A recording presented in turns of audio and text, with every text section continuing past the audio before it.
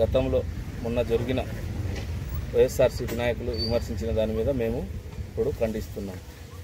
మా ప్రభుత్వంలో ఒక సంవత్సరంలో జరిగిన అభివృద్ధి, వాళ్ళ ప్రభుత్వంలో జరిగిన అభివృద్ధి సరిచూసుకుంటే బాగుంటుంది. ఎందుకంటే గత వైసీపీ గవర్నమెంట్లో కనీసం గవర్నమెంట్ ఉద్యోగస్తులకు జీతాలు లేని పరిస్థితి. ఈ ఇసుక దందా అని చెప్పేసి నిన్న 3 రోజుల కిందట ఒక ప్రెస్ నోట్ ఇచ్చారు. ఇసుక దందా అంటే రేటు పెరిగిన దాన్ని ఇసుక దందా అంటారు, కానీ తగ్గించిన దాన్ని ఇసుక దందా అని ఎక్కడ అన్నారు? గత 5 సంవత్సరాల కాలంలో మీరు సుందిపెంటలో ఎక్కడైనా కానీ స్ట్రీట్ లైట్స్ ఎన్నో వీధి సంవత్సరాలు సాల్వ్ చేయలేదు.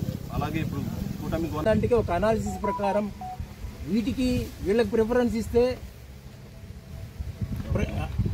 ఒక విధంగా ఇండస్ట్రీస్ భయపడతారు. అందుకనే చట్టం తన పని తాను చేసుకుంటూ పోతుంది. వాళ్ళు కేవలం అభివృద్ధి సంక్షేమంపై దృష్టి పెడుతున్నారు తప్ప వాళ్ళందరినీ వేసులండం సభ్య సమాజం తలదించుకుంటుంది.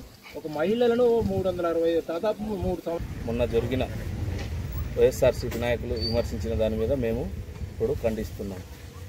మా ప్రభుత్వంలో ఒక సంవత్సరంలో జరిగిన అభివృద్ధి, వాళ్ళ ప్రభుత్వంలో జరిగిన అభివృద్ధి సరిచూసుకుంటే బాగుంటుంది.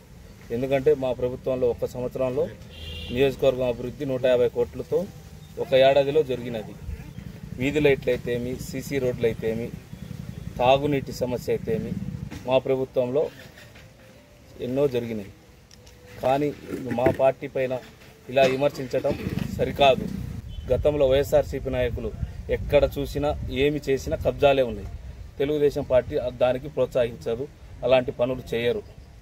మా ఎమ్మెల్యే గారు కానీ, మా ఇన్ఛార్జి గారు కానీ మాకు అలాంటివి ప్రోత్సహించరు. మా ఇన్ఛార్జి పైన రాళ్ళు వేయటము, తగిన బండలు వేయటం సరికాదు. ఇకపై అలాంటివి చూసుకోండి. మీరు కూడా ఎవరు ఏంది అనే దాన్ని బట్టి మీరు చూసుకోండి. మా ప్రభుత్వంలో 6,000కే ఇసుక ఇస్తున్నాం. వాళ్ళ ప్రభుత్వంలో 12,000 రూపాయలు కానీ 13,000 ఒక ట్రాక్టర్ ఇసుక.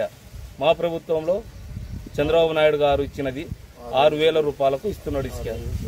6 నుంచి 7,000కు ఇస్తున్నాడు. ఇక్కడ బీటీ రోడ్లు ఉన్నాయి, మరమ్మతులు కానీ 5 ఏళ్లలో ఎక్కడైనా చేశారా?